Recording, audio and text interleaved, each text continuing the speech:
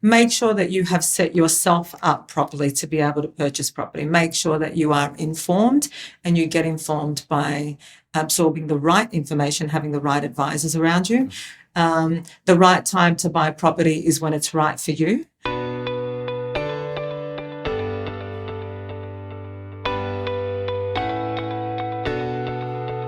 Welcome to 360 Money Matters, where financial planners Billy and Andrew talk all things financial planning.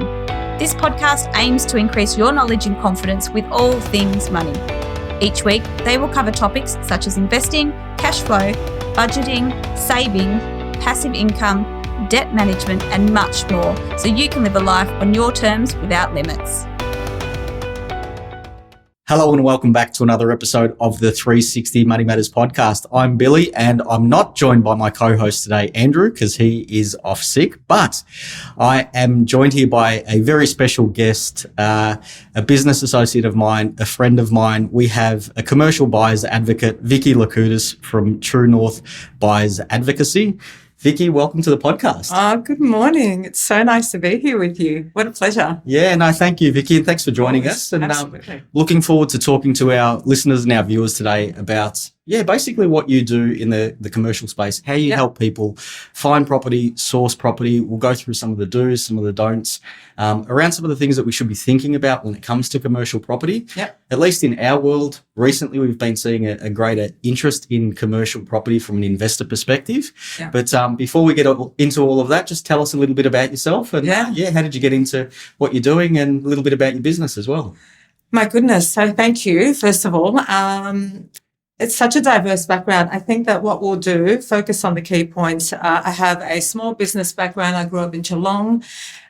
Business was a big part of our upbringing in our families, and commercial property was a big part of business for us as well. So I guess that's what instigated my understanding of and my influence of commercial property and business. So they go hand in hand for me. And then fast forward a little bit, I've had 3 of my own businesses, manufacturing, retail, wellness, and consultancy from a business and publishing perspective as well.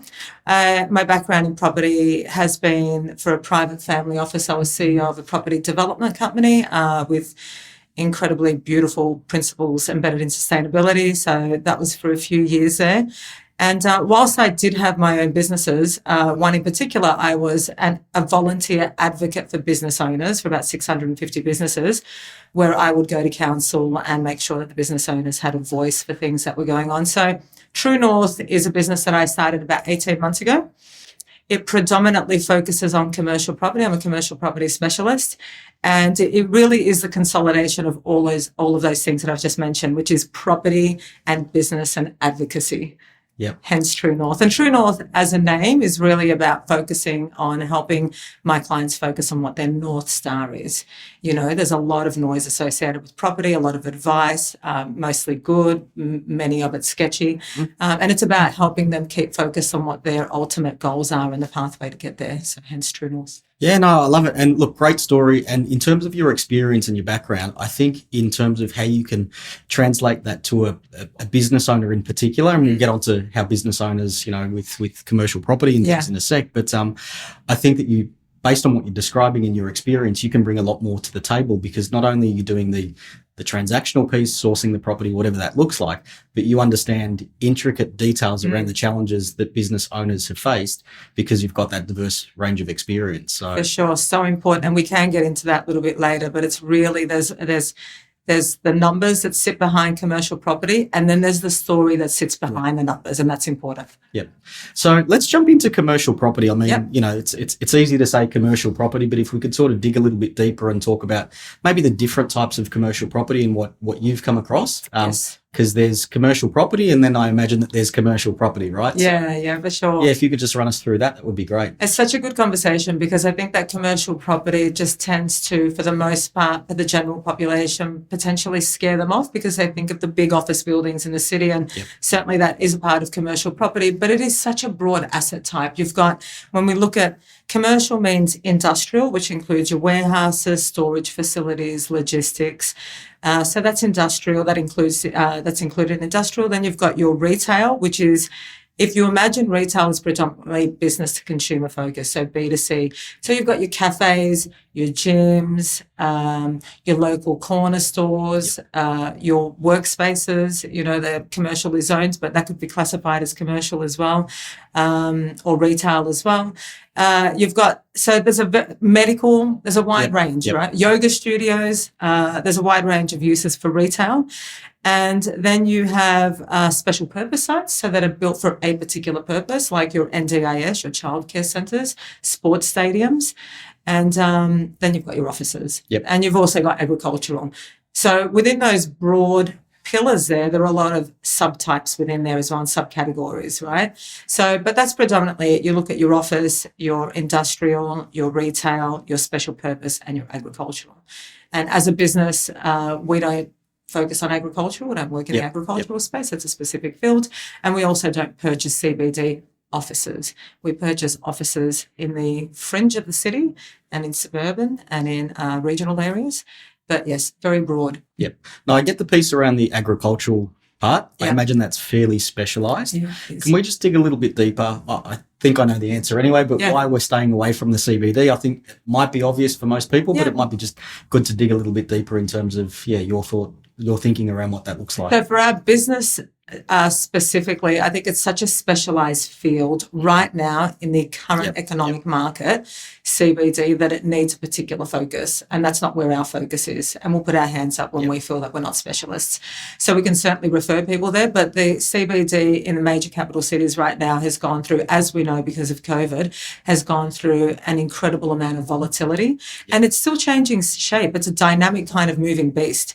So, there are incredible opportunities potentially in CBD, and they're also potentially about 10 years down the track, but it needs a very specific focus, and one that we're not targeted towards. So we focus elsewhere, but for that very reason, it is a dynamic moving beast, CBD right now. It needs a specific focus. Yeah, I spent a little bit of time in the CBD over the recent school holidays with the kids and stuff, and I must say it feels like it's still got a lot to run in terms of settling where it will eventually settle to post-COVID, because it seems like there's still things happening there. So I understand for sure what you're saying. Yes, excitement and certainly a lot of possibilities, a lot of challenges, but it needs a specific focus. Yep.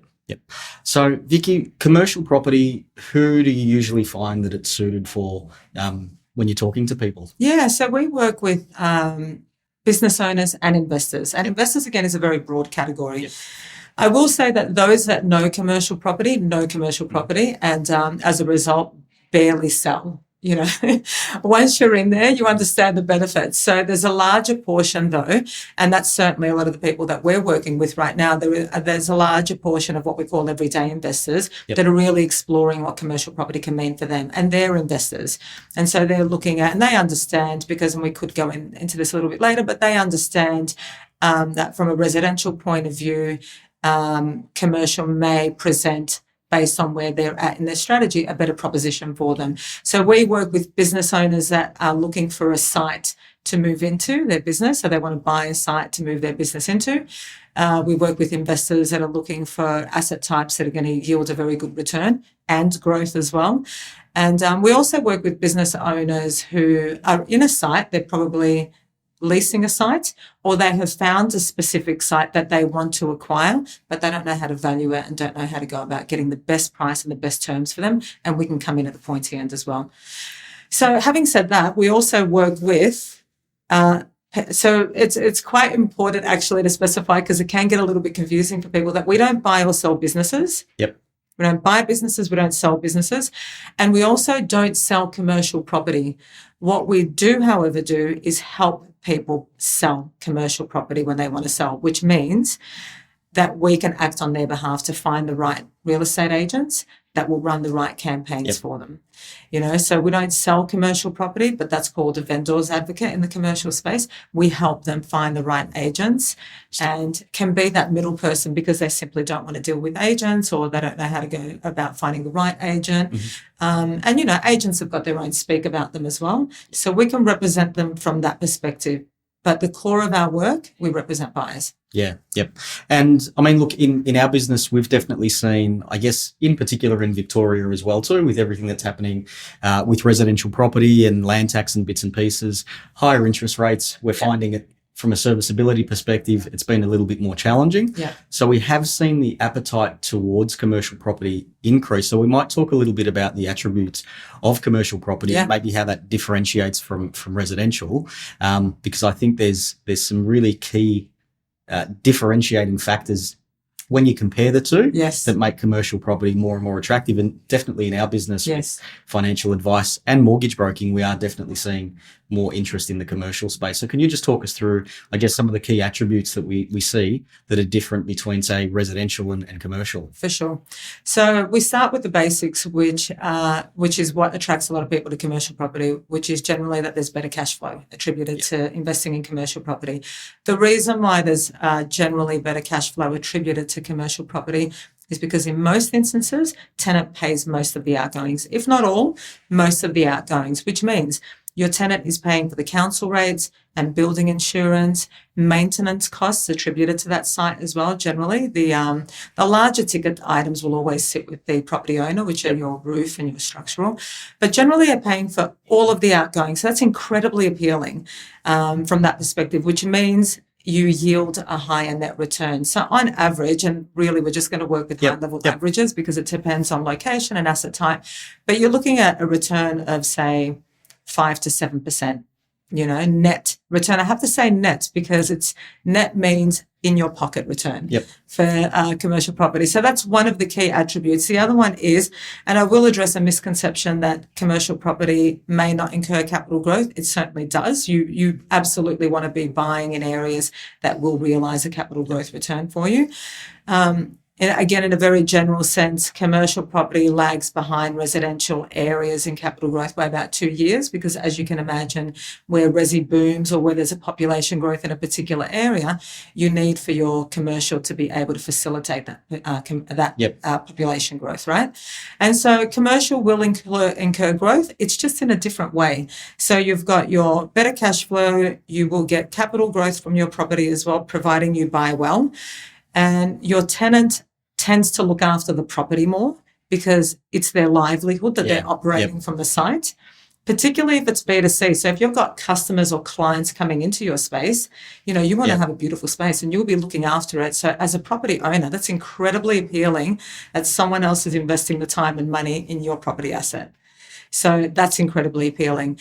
Another attribute is that there are longer leases with commercial property. So people are operating their businesses out of these sites. In resi, generally you're finding 12 months, 24 months. Sure, you'll get years out of them as well, but that's not the norm. So with commercial property, hopefully, particularly the larger assets, you're looking at getting tenancies in there for an average 5-8 years and then plus. Yeah.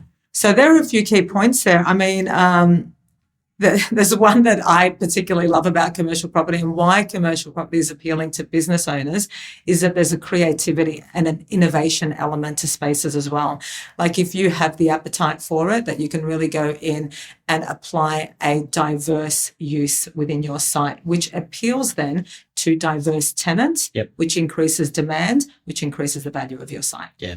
One of the big, and look, agree with absolutely everything that you said. One of the big one of the big opportunities that I see, I mean, the cash flow piece cannot be understated because the holding cost, serviceability, and you look at that and extrapolate that out to a wealth creation plan and how does that then support you being able to get more properties down the track? But one of the attributes that I absolutely love is with at least every commercial contract that I've seen, there's built-in rental increases on the anniversary date. That's right. So if you start today and fast forward, you've got a 5-year lease, the cash flow from year 1 to year 5 is going to look extremely different. Can you just give us a little bit of info around sort of what that looks like? Well, absolutely. And then from a lending capacity, how appealing is that from a bank or from a lender to be able to see that that's set income coming in? And so, look, when you're buying commercial property, particularly as an investment, more often than not, you'll be buying a site that has an existing tenancy in there. So you are inheriting the terms of that until it comes up for review or renewal. And at that point, you'll be able to bake in, increases for rental terms that are appealing for both you and your tenant.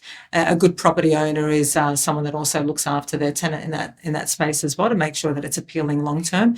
But yes, exactly. From a cash flow perspective, how appealing is it that you will bake in either a CPI increase or a 3.5% increase annually really, and you're getting a better net return, and you're getting capital growth. Yeah. And you're getting someone that's looking after your site. Yep.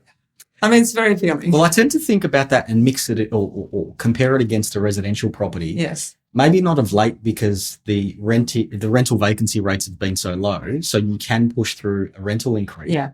But traditionally, it's been difficult, and you sit there and you go, "Oh, should I ask for an extra $50 a week? And what if they leave and what have you?" Yeah. Whereas in commercial, that's set at the start of the contract. That's right. Which is great, and they're the terms that everybody agrees to at the start. That's right, Billy. And it's not as influenced by what's happening in the immediate market, which residential is. You run a comparison on your neighbour and the person across the road or whatever else, and that will influence and potentially fluctuate your own potential for rental income. Whereas with commercial sites, they're all so very different from one another that if you have it baked in from the beginning, then you've got a good set income for the life of that tenancy term. Yep. Vicki, let's pivot into buyer's advocacy and the benefits of using a buyer's advocate, especially in the commercial space. I feel like it's a lot more specialised. I mean, everybody seems to have an idea about residential because most of us obviously live in a place and you kind of get an understanding of how it works and stuff. But can you just run us through the benefits of a commercial buyer's advocate? Yeah, if you could. Absolutely. So from a business owner's perspective, the benefit of working with someone that specialises in finding suitable sites for their business is that they can focus on running their business, which is where they're at. They're in the weeds of their business, right? So they can focus on running their business and know full well that there's two things here. Number one, they've got a specialist in this space that can look for the appropriate property for their business, and a property that is not only going to address their business today and the growth of that business, but more importantly, will be an asset that will make money for them and that will work hard for them in the future, right? So we're looking at it from a property investment perspective, but also from a business owner's perspective. They're far too busy, in the weeds of their own business. And the best thing about business owners is that they're savvy. They also know that they don't know what they don't know, right? So they don't know, they don't necessarily know where the best opportunities are for their properties, right? And they also don't know that once they've found a property, what sits behind that property? What are the ghosts within the walls in terms of structural and potential repairs and zoning? How is this going to suit their business? So they are happy to outsource it to a buyer's advocate that specialises in commercial property. From an investor's point of view, so we buy property for people nationwide, and there's a way in which we do that in terms of we've got a very selected, curated ecosystem of buyers agents that I work with nationwide that are specialists in their local field and the local agents in their area. They help shortlist according to the brief, and then together we run the due diligence and the offer and negotiation. So that's solid. So from a property investor's point of view, where are they going to buy? How do they know location-wise? Very similar to residential, I guess, when you're looking interstate as well. So we look at the appropriate areas to buy based on what their long-term strategy is, and the appropriate areas to buy based on what the growth and the demand in the area is, and we have the justification process behind that as well, so that we've got some solid backing.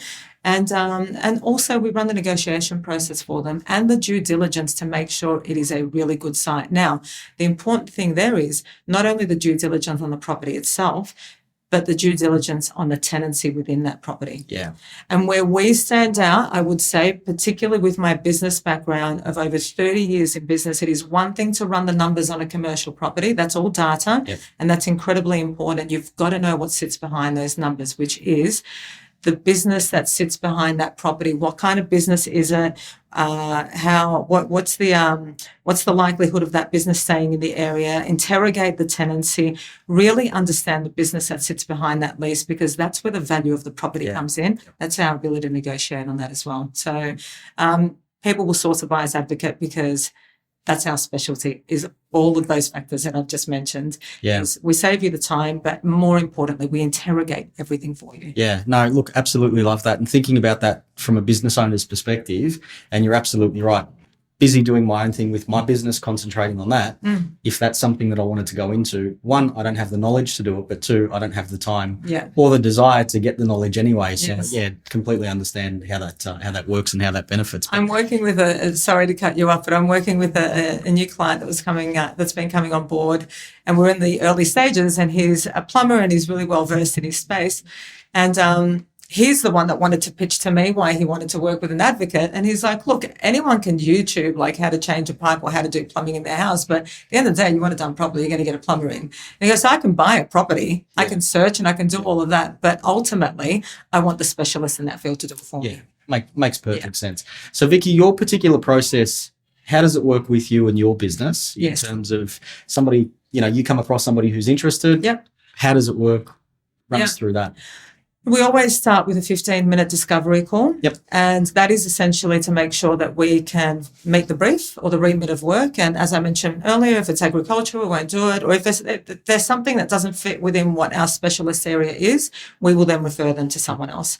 And likewise, we work with a lot of buyers advocates from that perspective because they refer work to us that we specialise in and we refer work to them that we don't specialise in. Yep. So we make sure that we can meet the brief and we're very confident in that. Once we have that 15-minute conversation, we have a 1-hour property mapping conversation that's complimentary.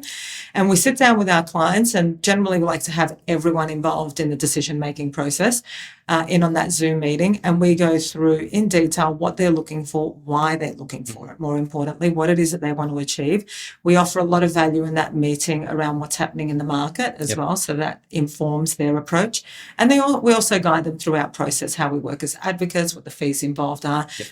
Very, very transparent, everything out on the table. Now, should we all decide that it's a good fit to proceed to the next step is then another meeting, which is again complimentary. I prefer to front end all of my meetings to be complimentary. The reason I do that is because it is so important that clients feel that we're the right fit for them.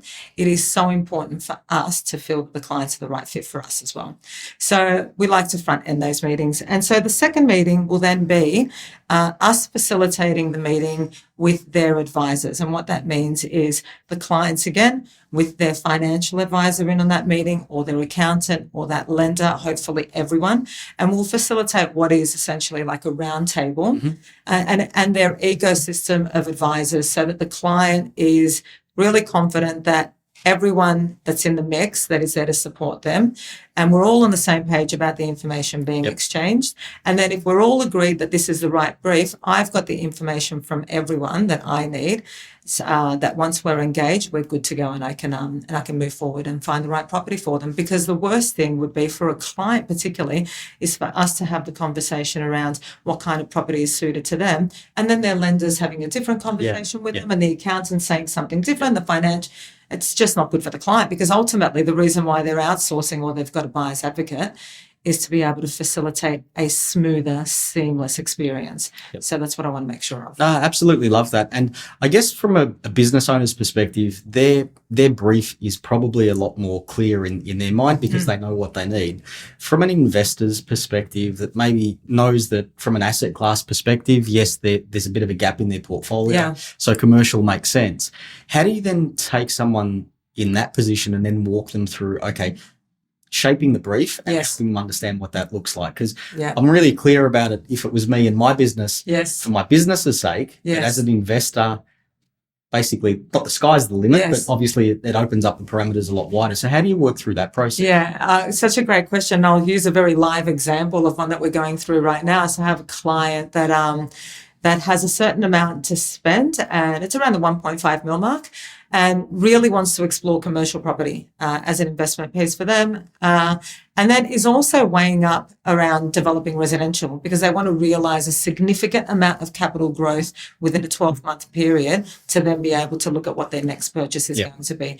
So there's a little bit of back and forth there, because if you want to realise capital growth with commercial, now we're looking for a different type of property type where you can value add, and how do you value add in that 12 months? And it's certainly doable, but it tightens up the brief a little bit. So from a commercial perspective, we went through a few scenarios that they're now very confident with, but they're still weighing up whether resi or commercial is the way for them to go.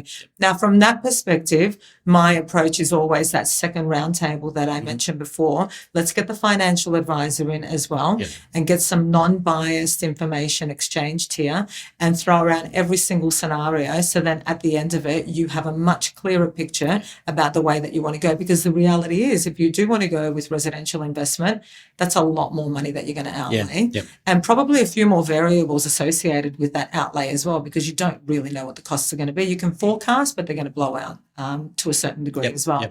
And so with a non-biased approach with everyone on the table, we can explore, right, from my perspective, I can present what commercial looks like. And then from a residential perspective, we can explore what that looks like. But you've got your round table of advisors on there that are all after your best interest. And we can interrogate one another and challenge it.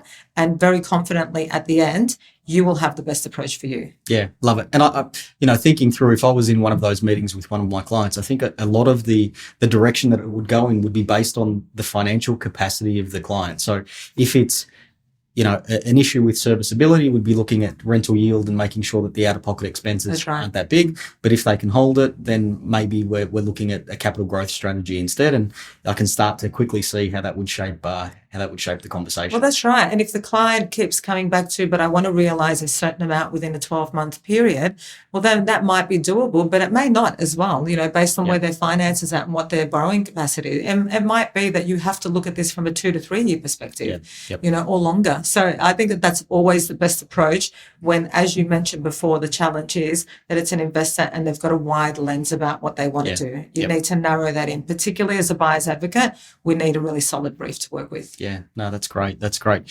And current trends, what are we seeing in the market? It kind of feels like a bit of a two-speed thing ever since COVID, but if you want to give us a bit of detail around what you're seeing. Well, let's focus on Victoria, maybe even Melbourne specifically. So we're seeing a lot of inquiry from residential property investors that, for all the reasons that we know, are feeling a significant amount of pain and headache associated with their property, that are looking at what the options are for them to pull out a resi and moving to commercial. Now, I will say it feels like it's an exploration stage. So there's a lot of inquiry, but it's explorative inquiry. Those that know commercial, there's certainly a significant increase in the amount of inquiry for commercial property, particularly interstate, because it's a very compelling proposition to be buying interstate right now. Less stamp duty in certain states, land tax, better yields. Having said that, I would say that half of our clients that are purchasing commercial property from an investment point of view are still looking at Victoria. Now, Victoria still holds really solid reasons to invest in as well. Some folk are incredibly sentimental about Victoria, and that's okay. They want to be able to drive by their site every 3 to 4 months, and I think we know a few old schoolers that like to do that.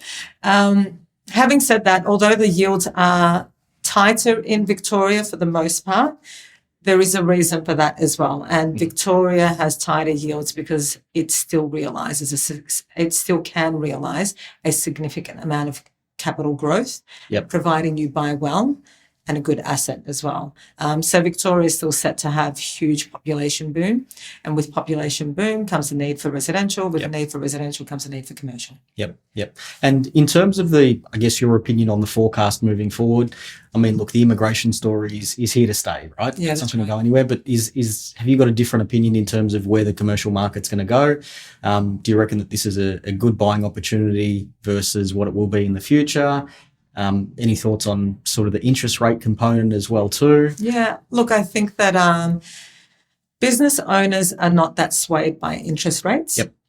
Because particularly business owners that buy in their SMSF, it is part of a longer game for them. And so they're less swayed by interest rates. They're more swayed by the fact that they know that buying a commercial property for themselves and renting it out to themselves makes sense, and a long-term strategy as well. And that's something that, you can speak on. But from an investment point of view, particularly those that are also buying in their SMSF, right now is a trickier time for many because of the interest rates. But for those that can, they do.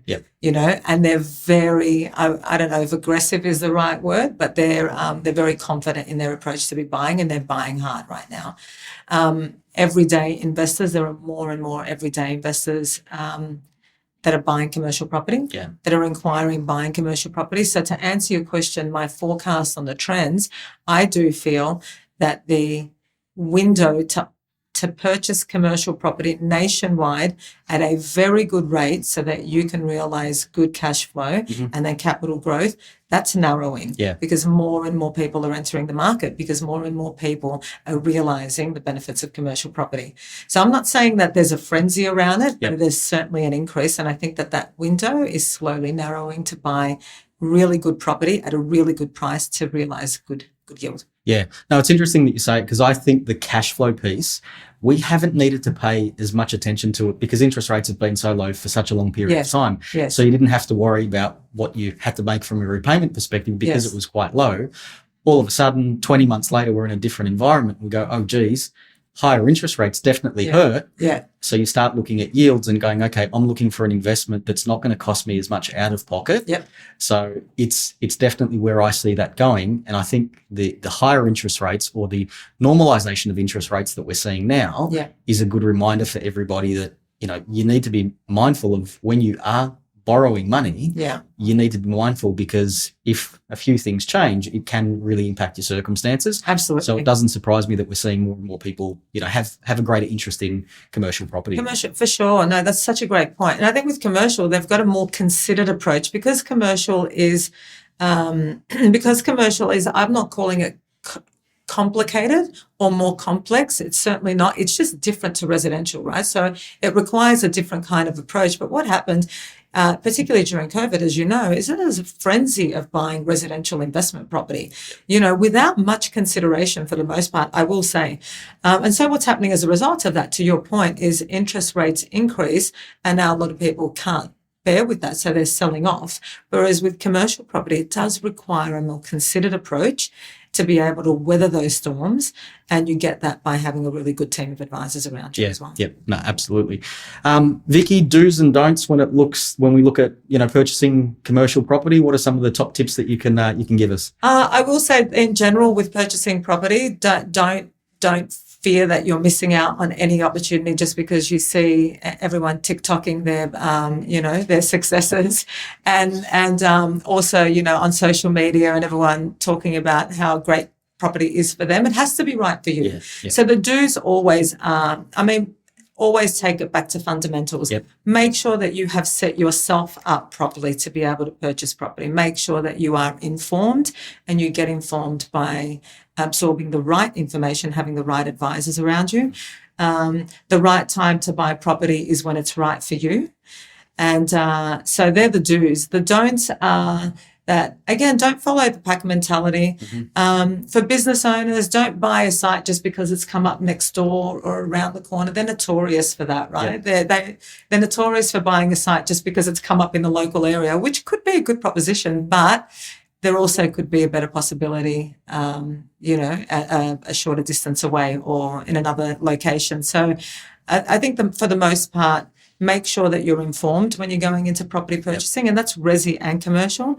So do your homework, have good advisors around you, and don't follow the masses, don't follow the packs. You know, just do what's right for you. Yeah, we're really big advocates of getting advice, so having the right team around you. So the only do that I can add to that list or reinforce on that list is that get advice. Talk to a buyer's advocate, reach out to Vicki and the team, and because it's a big decision, it's a lot of money, and you want to make sure that you get it as well. I'd like to ask you, and back in your corner, when it comes to financial advice, what are the don'ts from your perspective? Where do people generally come to you in the sequence of events of potentially looking at commercial property, what the next steps are for them? When are they approaching you? When can they approach you sooner? Like, what does that look like? Because I find for the most part, they're just not accessing financial advice. For most of what we see is the commercial property purchase, or the thinking around that is owner occupiers or owner operators wanting to operate out of their own premises. So inside self-managed super, you can be not only the tenant of the property that you purchase, but you can also be the owner as well through your SMSF. Right. So rather than paying someone else's loan or mortgage or property, you can actually be receiving the benefit of that if you're the owner. So from our perspective, we're seeing a lot of interest in terms of owner operators wanting to purchase their own properties to operate out of, for a couple of different reasons.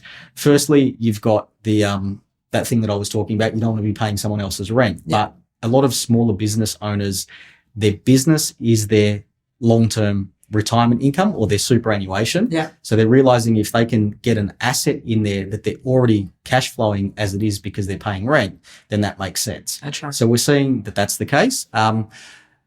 What I'd prefer to see is that rather than people coming to us with that decision sort of already formulated in their mind, expanding the thinking a little bit bigger and going, okay, what does the future look like in terms of not only just my business and where do I operate out of, but what does my entire financial landscape look like? Yeah, right. Because you need to expand that conversation out. But yeah, we're definitely seeing in terms of people taking a larger interest in being an owner operator wonderful. in the property that they're that either they're in or that they're thinking of getting in, because it just increases their financial security across a whole range of different fronts. I mean, you're paying rent anyway, pay towards your asset. Well, they're paying the cash flow, so they may as well get the benefit of it, and then the capital growth associated with it over a period of time. If you hold it in super, depending on what the metrics look like, but eventually it could be exempt from income tax, which is fantastic, and capital gains tax as well too when they discharge the property. So if you factor those things in, it becomes very, very attractive. Yeah. And the other sort of the other mistake that I see is not getting advice around which entity you purchased it. Yes. So making sure that you do have that team of advisors around you to make sure you are making the right decisions. Because if you don't get that right at the start, it becomes very expensive down the track. To rectify that or pay the price for it, essentially. Totally. And so we're seeing also a lot of people, there's a lot of hype out there around SMSF being the vehicle for people to purchase in. And it's certainly in many cases a very strong proposition. I think one of the better ones. It's not suitable for everyone. Yeah. It's not suitable for everyone, and commercial property is not suitable for everyone as well. So that's why that information piece is incredibly important. Yeah. And Vicki, any success stories that you want to share with us that you've got? Oh my goodness. Yeah. So let me think. So we've got business owner clients recently who are a family operation. They've been operating their business for 12 years. They had been looking for the better part of 2 years for a site to move into. They haven't been able to, as a combination of not having the time and also not having the time to be able to explore around their immediate area. So they were looking for 2 years. Their bank connected them to us because I did some work with that particular bank manager. They connected us, we were engaged, and within 4 months we found the perfect site for them. And that's a site that we know will work so well for that particular business in that area. So that business will grow as a result of this site being positioned where it is. And it is a site that has a beautiful land component on it. So they'll be able to add value to the site as well and grow. And it's a solid investment. Yeah. So they're super happy. That made me really happy. So it's a family business, 2 years looking for a site. We found it in 4 months. So that's a great story there. And a particular business owner who was renting a space and they were, the opportunity came up to purchase that space. They didn't really know the value of it. The landlord had a particular amount in mind. And the amount was 1.2 mil. And then we came in, they were connected with us through their solicitor, and we came in and valued the site, ran the negotiations. They didn't want to move. They'd already invested $300,000 in this site. And so for 1.2 mil, we purchased it for 880,000. Wow. So nice. Wow. Yeah, absolutely. So they're nice wins. And that's what I mean. Like, whether it's a full service advocacy where we come in from the beginning and really unearth every possibility for you, or you have the site in mind, even if you haven't and you think you know what it's valued at, like call us in. There's a reasonable charge in there, and it more than makes up for the fact that if we can get you a saving, we will. Yeah. No, that's fantastic, and that's pretty exciting. There's some big numbers, so I would have been absolutely stoked. Yeah. No, well, Vicki, thank you for today. It's been a pleasure, and learning a little bit more about commercial property and what you do and how you help people. So no, thank you for jumping on the podcast. Thank you so much, Billy. Always, it's been an absolute pleasure being here. Yeah, great. And to our listeners and our viewers, thank you for your attention today. If you want any more information, or if you want to get in contact with Vicki, we'll have all the details in the show notes. Like and subscribe if you haven't already, and look forward to catching you on the next one. Thanks.